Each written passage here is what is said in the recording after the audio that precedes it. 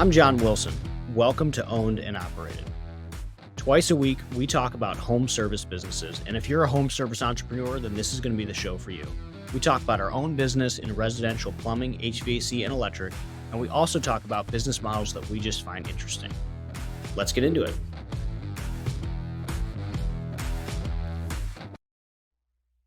This episode is sponsored by Service Scalers. They're a brand I've used personally, and after almost giving up on PPC altogether, I gave it one last shot with them. They were able to not only reduce my cost per click, but also drive consistent and high-quality leads. If you're a home service company, they specialize in PPC and digital media just for you. I would highly recommend giving them a call today. Thanks for tuning in to Owned and Operated. Today, Jack and I talk about the largest home service business that I've ever seen, and they got that way by doing just one thing. Check it out. Welcome back to Owned and Operated. Owned and Operated with your hosts, Jack Carr and John Wilson. Nice. What's going on, man? Dude, living it up. Schedule picks back up in April, usually mid-April, and that really happened in the past 2 weeks. So that's been honestly kind of like, it's been good. It's been good and bad. So we're in our busy hiring time of year. I don't know if we talked about that, but we're probably adding 25 heads between now and the end of May.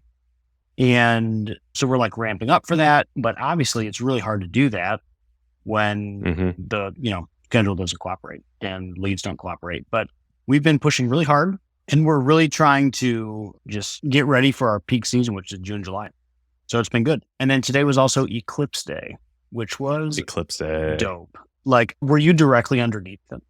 We weren't directly, but almost. Yeah. Like I think it went over Memphis or something. We had full totality and it was honestly wild.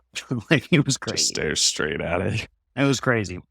Yeah, we were in a fleet meeting. I was in the middle of an interview. We had to like step out. I was like, hey, did you bring glasses? Yeah. Right. That's cool though. I mean, it's interesting because we are in the same boat and it's the first time, like we've been in hiring mode all year long just to try and catch up. Yeah. But this was the first time that I sat down with my service manager in the HVAC department. I said, you are not going to hit goal this year unless we get more heads. Like we are turning down business right now because we do not have enough service techs. Yeah. Absolutely wild. Well, it happens fast. I mean, for us, it happened within a week or two. Like we have 9 guys in plumbing service and they went from like not booking to now we're at 4-day call board, like really quick. Not really weather, like some of it weather, but a lot of other factors at play. But it was good because we generally saw that coming and we have 2 new plumbers onboarding in the next like 2 weeks. Yeah, we've been interviewing hard for it. So yeah, it is what it is, but it's definitely wild and we're catching up. Dude, you know what was actually really wild is I interviewed someone today and they're at a company, and this company is kind of a funny company because they're like not great locally. And what I found, and they've stayed almost the exact same size my entire career, which I don't know how that's possible. Like, I honestly think it takes work to stay exactly the same size, like same staff. And what I found out today is same revenue, which is like, how? And turns out they're still charging $100 an hour time and material in 2024. And that was about the craziest thing that I've ever heard. I haven't heard anybody. And I guess they just raised their rates. Yeah. I mean, I think that unless that you're just a single guy in a truck, I don't know how you stay the same. Like, yeah, they have 20 guys. Oh no. So they're actually a decent size too. I know. Yeah. And somehow they're covering truck payments. I genuinely don't know how. They were selling water heaters for $950 installed, and they probably pay $800 for the water heater. Yeah, that's nuts. It's very confusing. Your labor costs have to be so low. Their guys are super low paid. Yep. So that's why we were talking to him. He's like, I think I can make more money. I was like, you can't. You definitely can't. Yeah. So, I mean, we're going through, it sounds like everything you're going through. We've almost surpassed like our February's numbers in April already. Our month revenue goal is already like sold ticket is already higher than that for April. So really happy. HVAC's picking up like a freaking train. And then plumbing's just being plumbing. And so really happy trying to switch the model over. We really have no capacity on our plumbing side, so everybody's doing everything. I see why it doesn't work. It is a nightmare to schedule. And we're going through goals right now. Like, what are you expected to do? How do you know if you're winning? What's your KPIs? What do your guys need to be making? So just all the basics with the new company and the new manager and lining them out. So it's a learning curve, but I think we're over the big hump. We just need to get a few more people in the door and keep on keeping on. This is going to be a good year, though. Like, looking at projections feels good. That's awesome, dude. All right. Today was my topic, and we're doing a business deep dive, something that I'm fascinated by, like really fascinated by. And I think I've brought this fascination to the show a little bit, is sometimes I stay at home, just like staring off into the ceiling and wondering what could my business be like if all I did was one thing, and that was it. Because I like something that I've said a lot, which I think surprises people. Yeah, it shouldn't, but it does, is like the less you do, the bigger you get consistently.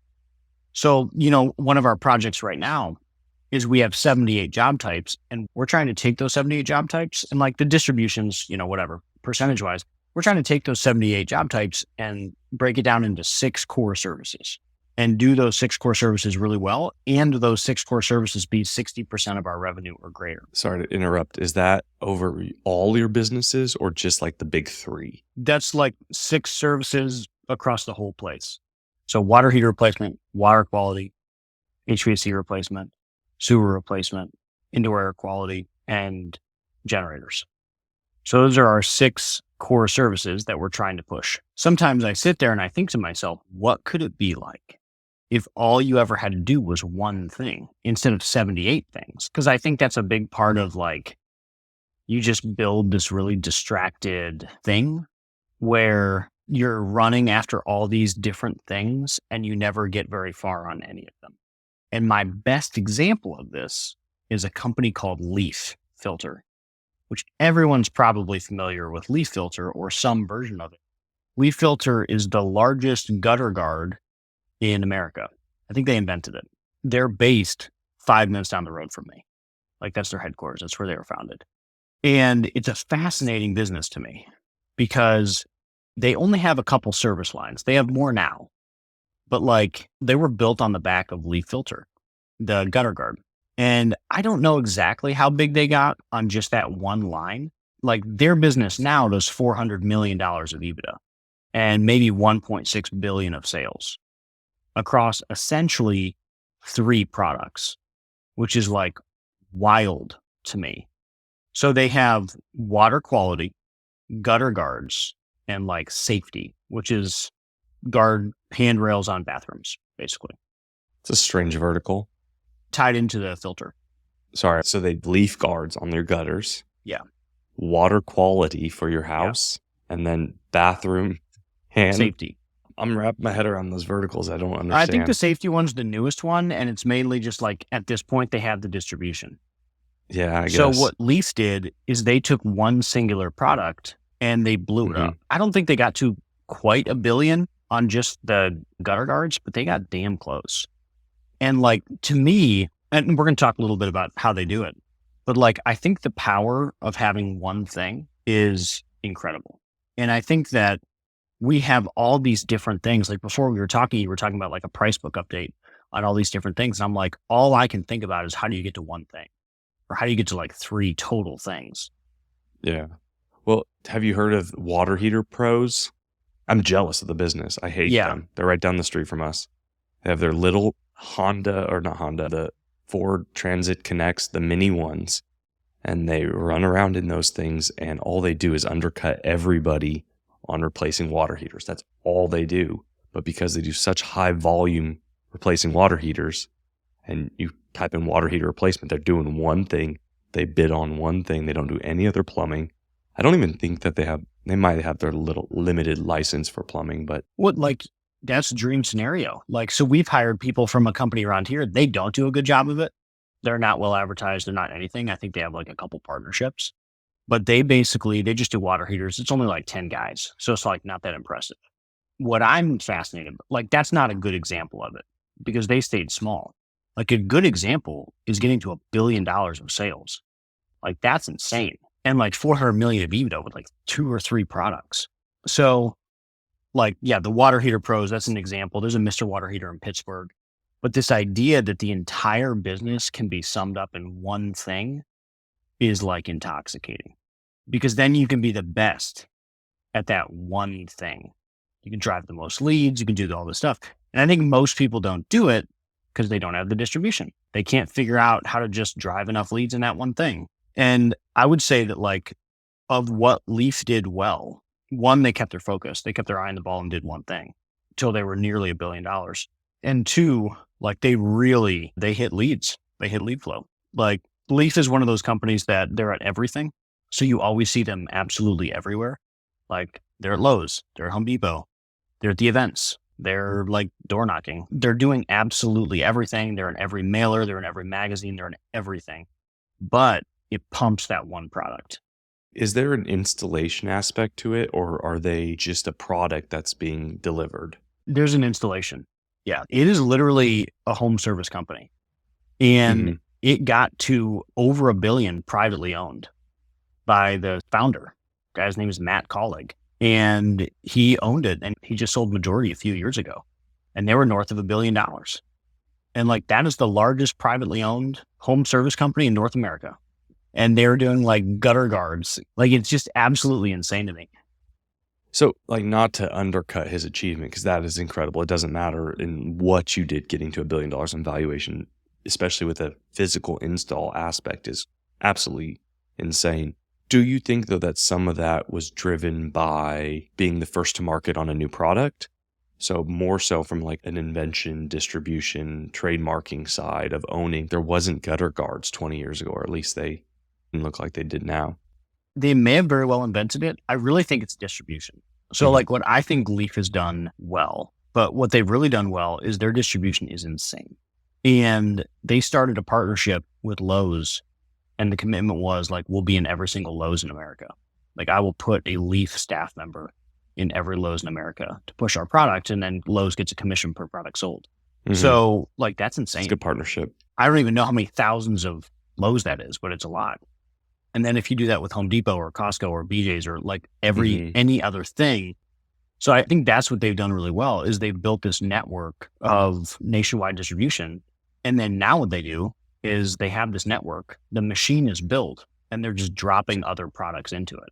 So like they built the network and then they dropped in water filtration and then they dropped in safety and then they have like a floor coating thing now, but like, now they're just like trying shit out. Like, hey, we're in every single market ever. Let's just drop this little product in here. So now they're messing around with it, but like business is huge. Yeah, they didn't wait till 3 million to start their second vertical. So yeah, that's back to the argument of like pure Yeah. focus. Like they weren't even pure focused on one trade. They were pure focused on one thing. Mhm. I don't know, man. Yeah, I can't stop thinking about it.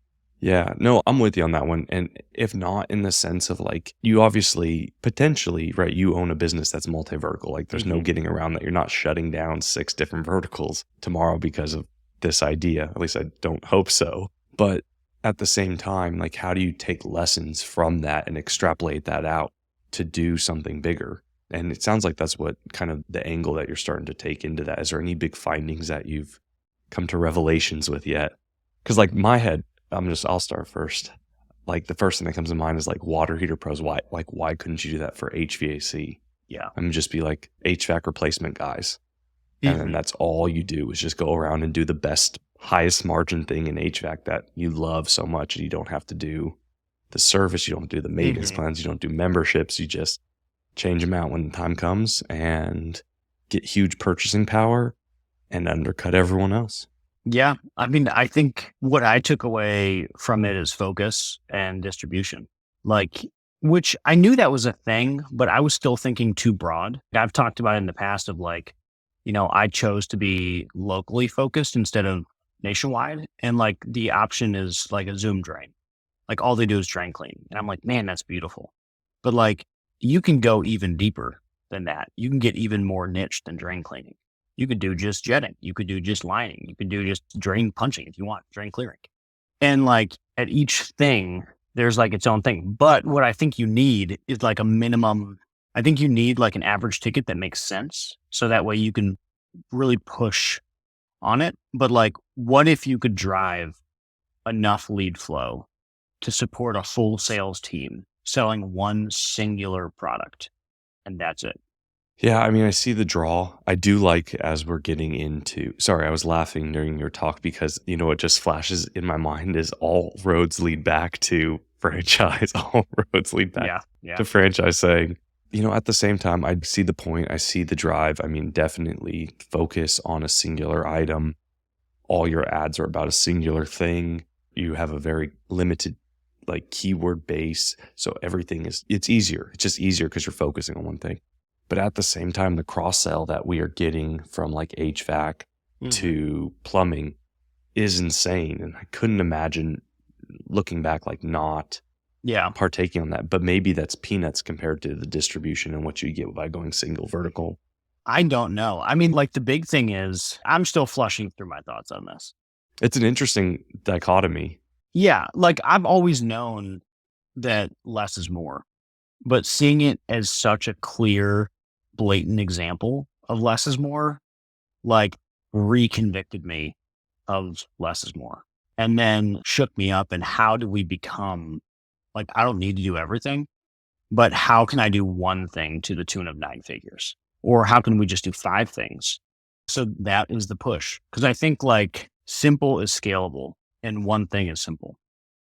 If you like what we talk about on our social media, on Twitter, on this podcast, then you should be signed up for our newsletter. Go to ownedandoperated.com, where every Friday we break down our business, we break down insights, things we're learning, things we're working on, and it's good stuff. Check it out, ownedandoperated.com. Is there a national brand for like water heater only changeouts, or is that because you're getting into plumbing? No. It's kind of difficult as you go franchise state to state. Well, I think like competition's complicated. So this same idea is done in other things of like how I'm thinking about this. So as I'm thinking about this idea and like, how can I implement this into my business? I'm not thinking about plumbing, HVAC, electric at all. Like I'm looking at other industries like dog containment. This is dog containment. So how do dog containment companies get leads? I'm sure we can think of a bunch of different ways, but like they roughly run the same model as Leaf. There's a parent company that manufactures something. They created a channel for distribution or like 100 channels for distribution. They drove crazy leads. They only did one single thing and then they launched it all over the country. And I think it's really complicated to do that with like a water heater because one, you're not manufacturing it, so you don't have pricing power. But you could. You could. And two, everyone is competing with you. That's why I questioned about the Leaf card, like the first to market inventor. Maybe. But like the products they're doing now, they're not the first to market. They just have really big distribution. Yeah, poor distribution areas. They're doing like garage floor epoxy coatings. That's not new at all. Well, what John Mazer started the Manser, how do you say his last name? Matzner? He started the garage cabinet company, Yeah. right? They remodel your garage with cabinets. Super niche. That's all they're doing. It's an interesting idea. If you pick something extremely niche, one item, and you just run it through with great distribution nationwide, could you, like Got Junk's another actually great one. There were junk removal companies prior, but then that's a home service. I mean, it can be a commercial service too, but blowing that up to $1 billion valuation extremely quickly just by distribution. And there's no new idea there. It's just hauling junk. That's the problem that I've been working on for maybe 5 months. Like I remember first drawing on the board back in October as my marketing manager and I were sitting there. Like we drew the 6 core services. Shout out Jesse. Shout out Jesse. And we were like trying to figure out how to drive that further. Yeah. So for the past 6 months of my life, this has been like the thing. And I feel like we're closer than ever, which is pretty exciting. It's cool, man. That's interesting. This is personal, but do you feel like that's what's going to get you above the 100 million mark? Like, is that the key or the lever? I don't know if it's the key. I think it's the key to getting there faster. But like, we can just continue doing what we're doing and we'll get there. The problem is everything's so messy because we do so many different things. And like, it is just messy. Like, what if you could build a process and just drive that process to $1 billion? Because like the process of installing gutter guards doesn't change. And then it's like building an organization. Whereas there's so many different job types, marketing channels, there's all these different things. And I think it's sort of like, I remember thinking this as we've shut down a lot of verticals before. I don't even know how many, but like the most recent is electrical new construction. I've never had an issue turning off revenue if I think it simplifies the business. And we have always grown as a result of turning off revenue. So I just think this is like the next version of that, of what is the next 10 things we say no to so that we can continue pumping even further on the few things. Cause I think ultimately, if I look at this, like if I'm $1 million company, every $1 million plumbing company does everything. Like they're doing some new construction, they're doing some restaurants, they're doing some whatever. And like you can summarize the problem as they don't have distribution. Like that's it. That's why they're doing everything. They're taking whatever comes their way. And I think that we haven't quite grown out of that yet. Now, obviously, we're narrower. We're 95% residential, which makes us feel like, yeah, we're doing good. We're better than those guys. But like, we still have 78 job types. So like, are we really that much better? Like maybe we don't have 200 job types, but like 70 is still a lot. So like, what's the next version of that? We're like, how do we get down to 20? And do you envision that inside your business, like saying, because this is a I mean, we are on the other side of this, right? So we are expanding out our job types to try and cover more. Yeah. I mean, we don't necessarily have a huge issue with distribution, but at the same time, when you're trying to grow so rapidly, you kind of just take everything within your scope. And our scope is like, hey, we'll do remodels. We won't do new construction. The remodels have to come in at X margin, but we'll still do them. So do you view that as like, hey, our next step is we're going to cut gas pipe. We're just not going to do gas pipe work anymore. Or we're just going to cut this type of job type, whatever's the least valuable? I think you say no more. I don't know. Like, I don't know that I want to put like my full unfettered thought. It's not even that. Like, we're not doing it yet. So like, I don't want to send somebody down the wrong road here. I'm just trying to understand in the same way that you're trying to understand yourself. Because at some point in my mind, like residential plumbing is just like, it's residential plumbing. You have to do everything in there or you lose the customer. However, that being said, I thought that's the same way for on-call weekend work. And you said, hey, we grew to 30 million without that.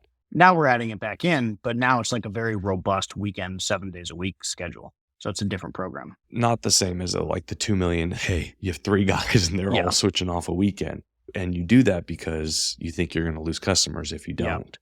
So my point of that was trying to figure out, like, if it was me, like, what would I shut off from just residential HVAC or residential plumbing? Like, what kind of work do you just not do anymore because it's so low value? Well, like, how do you replace it? That's the question. Is, I know we talk a lot about marketing, but like the reason that they were able to do this is because they designed a marketing system to pump that one thing. So how do you design a marketing system to pump that one thing? Because you can't turn something off if you don't have something else to replace it. Yeah, fair enough. That's an interesting idea. I'm not going to sleep tonight. Thanks, John. It's an interesting problem. So like over the years, we've shut down so many different services like bath remodels and plumbing new construction, like commercial boilers, like all these things that were meaningful percentages of our revenue. And I think that a lot of people get afraid to shut them off because they don't know what's going to happen. But every time we have simplified, it has helped our business. I think we're at the next stage of simplification where we have to go even further. And like, that might be divesting like a trade. I don't think so, but like it could be broad. But yeah, it's an interesting problem that I think I'm like kind of close to a solution on, but I'm afraid to give it out because I don't want somebody to go in the wrong direction. Yeah, fair enough. Just don't get rid of septic pumping. No, I don't think we actually get rid of anything. It's more like, what is the one thing that we can do instead of 6? And this was a joke I even told Jesse 6 months ago when we first started talking about this. I was like, 6 still feels like a lot. How do we get to 1? And how do we get to one single thing being 50% of our business? So that's the problem I'm trying to like solve right now. And I actually don't think I'm that far off. Sweet. Well, I'm excited to hear it when you are ready. Yeah, I'll tell you in a year if it were. That's cool though. Different problems. That Leaf Guard was a neat business to bring in. I've never thought of them as a home service company. So That's kind of cool. I forget about some kind of these super niche. Super niche, huge. Which Yeah. like, dude, if all you could do is one thing, you would never need an academy to train people in a bunch of trades. You'd be able to simplify install. You'd be able to simplify sales. You'd be able to simplify lead flow. You'd Simplify hiring, simplified everything. Yeah. everything. It's almost like no wonder you got to 1 billion because you only had to do one thing. Like it almost makes sense that you got huge because you only did one thing. It'd be like if you didn't get huge, it's like, what were you doing? I'm with you on that one. I'm thinking about the water. Like, I know my mind is just stuck on these water heater guys, but just completely jealous. Yeah, I've thought about that too. Dispatch out a house. They all have trucks. So there's a fleet management aspect. There's a manager's aspect, but it really stops there. But then you just have to figure out, how do I do 10,000 water heaters a year? Because it's a solvable problem, and that's not me being facetious. Yeah. That's the problem to figure out. It's also a great franchise opportunity too, because as you grow it to different locations and get different licensing and just all you do is that, you get purchasing power that absolutely dominates everyone else. And then if you could white label any of that, which I wouldn't be surprised, I don't feel like water heaters are overly complicated. No, I mean, I'm sure you'd be able to. You start moving 10,000 a year, I'm sure you'd be able to do whatever you want. But like we move 1,200 water heaters a year now. So like I could see a future where we do 10,000. I remember doing like 50 a year. So like 10 times isn't that crazy now. That was like a couple hundred times. Hoffman probably sells that. I'll ask.